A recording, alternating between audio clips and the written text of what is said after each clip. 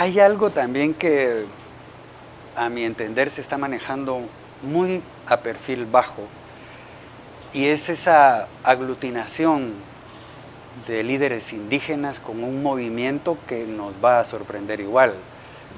¿Cómo ves esa participación? Porque finalmente Guatemala no es Bolivia. Sí, totalmente. Acá todos los partidos políticos tienen indígenas dentro de ellos. El, el, la participación indígena está muy dispersa, pero esto puede cambiar en un futuro cercano o lejano. ¿Qué va a pasar? Yo creo que ojalá cambiara, digamos, pero es muy difícil considerando la estructura y los males endémicos que tenemos como sociedad. El racismo y la discriminación siguen siendo todavía un detonante, digamos, que va condicionando la vida social en el país. ¿Y esto por qué lo planteo? Por ejemplo, si vemos los resultados del Latinobarómetro que los acaban de presentar, vemos, por ejemplo, que somos un país eminentemente racista, y somos un país que ahora resulta que tenemos el 60% de personas, si no acepta, por lo menos tolera que, por ejemplo, que un hombre golpee a su mujer. Entonces, somos así de malos como país. Todavía no hemos evolucionado a tal punto. Y obviamente eso no solo se ve en nosotros, viéndolo bajo la perspectiva ladina, digamos, sino también la cosmovisión de la forma en que los pueblos lo ven. También tenemos que estar claros de que cada uno de los partidos tiene condicionado determinado grupo de personas, representantes de distintas etnias, que no ha permitido este aglutinamiento real de sectores indígenas que pudieran causar, digamos, un revuelo verdaderamente, tanto en lo electoral, en lo político, en lo social, dentro del país, inclusive en lo económico. Pero tenemos que tener en cuenta también que también existen dificultades, digamos, dentro del propio sistema económico del país. Por ejemplo, el tema de defensa del territorio es el tema que más ha aglutinado a estos grupos. Y obviamente pues es una lucha válida, es una lucha que tienen dentro de su haber, precisamente por el tema de que están protegiendo en determinado momento un territorio que lo sienten, que las cosas que están sucediendo son ajenas a ellos. Probablemente se pueda haber radicalizado el conflicto, pero es un conflicto latente, es un conflicto que está ahí y es un conflicto que identifica y une a las personas. Y este tema creo que no lo deben de dejar pasar por alto, es un tema que tarde o temprano va a estallar, y para cualquier político tiene que ponerle atención a esto. Cualquier persona que pudiera llegar de presidente, pudiera llegar de diputados, este conflicto puede ser que afecte seriamente un sistema político en la medida que no se le ponga la debida atención y se brinde el debido respeto también a los derechos de cada una de las personas, especialmente el respeto a la identidad. ¿Pensás entonces que en esta campaña electoral estos grupos indígenas no van a tener algún tipo de peso específico? Yo creo que no, lamentablemente no hemos llegado a ese punto, no hemos llegado a este punto. Las campañas electorales en este país, tal cual se está dando ahora, son campañas de masas, son campañas en donde es al que yo más veo, son campañas de es lo que me venden, son productos. Los candidatos a la presidencia, a las diputaciones, son productos que la gente viene y compra simplemente. Pero no es difícil que en el país, cuando por supuesto hemos tenido condicionantes en el sistema educativo especialmente, vengamos y creamos que la población va a venir y puede racionalizar más allá su voto, profundizando sobre los planteamientos de cada uno. Cuando, por ejemplo, en las encuestas, si a un candidato en la encuesta le sale que lo que necesita son sanciones, inmediatamente va a impulsar una iniciativa populista al Congreso diciendo que entonces elevemos todas las penas. Cosa que, por ejemplo, técnicamente ya está probado, que, por ejemplo, se sube la pena de homicidios y eso no significó en ningún momento que redujera el número de homicidios. Por el contrario, el número de homicidios siguió incrementándose hasta hace algunos años, que empezó a descender, y ahorita este año empieza a aumentar nuevamente.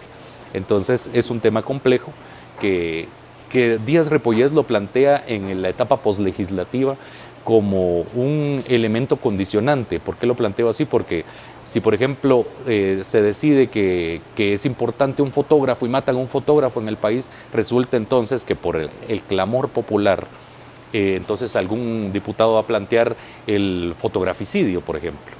Entonces, porque está respondiendo al clamor que la gente le pide, que electoralmente lo puede afectar o no. Entonces, estructuralmente todavía estamos en ese marco Y creo yo que para salir de eso, obviamente van a pasar muchos años, lamentablemente, porque necesitamos consolidar conocimientos dentro de las personas, que no solamente la gente aprenda a leer y escribir porque es lo mínimo, sino que aprenda también a racionalizar. Inclusive lo estoy planteando desde el tema de la educación universitaria. Muchas veces en la universidad les enseñan a leer o a memorizar lo que les están dando, pero ¿cuántos nos enseñan a pensar? Y enseñar a pensar en este país creo que es el reto más grande. Yo creo que, no sé si lo voy a ver, pero sí va a haber un presidente indígena en este país. Yo quisiera verlo también.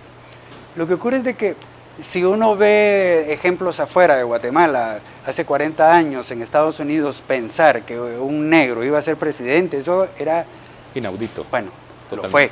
Entonces, ¿por qué nosotros no podemos algún día elegir? Porque va a pasar. Lo que pasa es que creo que la sociedad sí va a tener que hacer cambios profundos.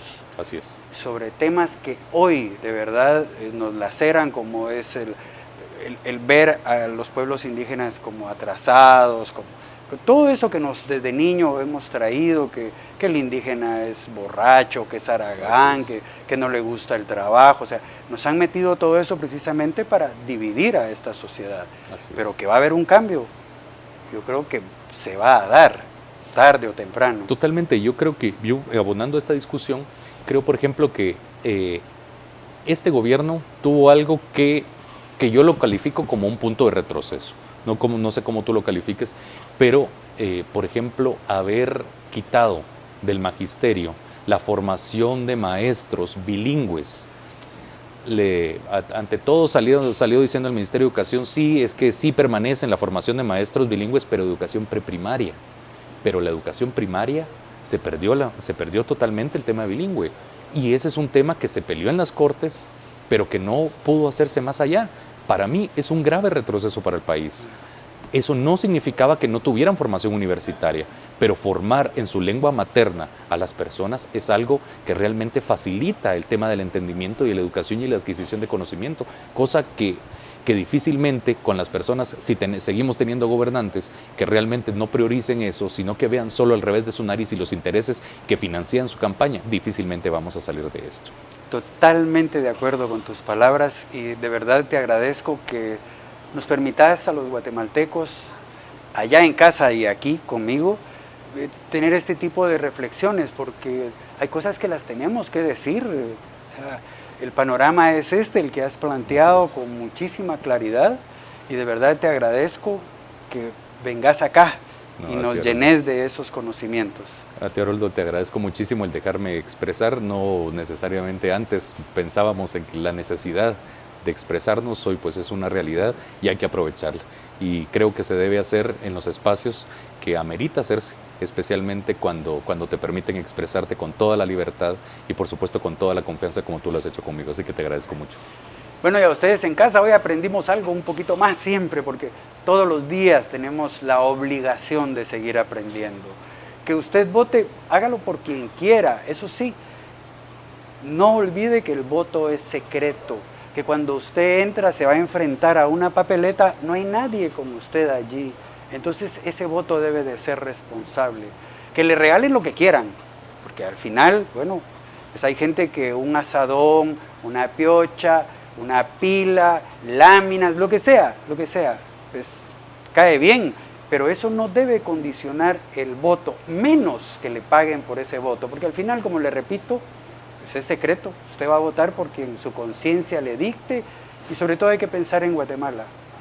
Este país sí necesita que de verdad algún día tengamos un verdadero estadista que llegue a gobernar este país y no llegue a ver qué se lleva. Que tenga una feliz noche y nos vemos la próxima semana.